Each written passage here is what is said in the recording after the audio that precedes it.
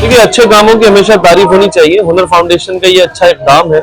Orangi town जैसे पसमानदा और सल्म area के अंदर इतना बड़ा कैंपस होना, जहां पर जो है वो बच्चों को, बच्चियों को स्किल सिखाना और उसके बाद बाइज्जत तरीके से बरसरे रोजगार करने के लिए इकदाम करना बहुत खुशाइंदा बात है।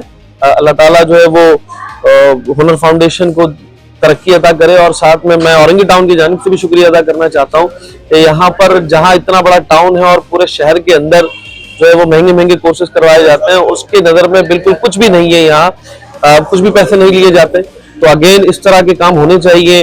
और आजकल देखा जा रहा है कि डिग्री प्रोग्राम्स की कोई वैल्यू नहीं रही, तो साथ में इस तरह के स्किल डेवलपमेंट के ऊपर काम करना बड़ी खुशाइंदा बात है। और इसको दूसरे इदारों को भी समझना चाहिए कि जो काम सरकारी तौर पर होने चाहिए वो काम यहाँ पर एक एनजीओ कर रही है, एक प्राइवेट इदारा कर रहा है। Again thank you Orangi town की जानिब से, मेरी जानिब से और मेरी जमात की जानिब से बहुत शुक्रिया कि औरंगी टाउन जैसे सल्म एरिया के अंदर इस तरह के काम हो रहे हैं। Thank you.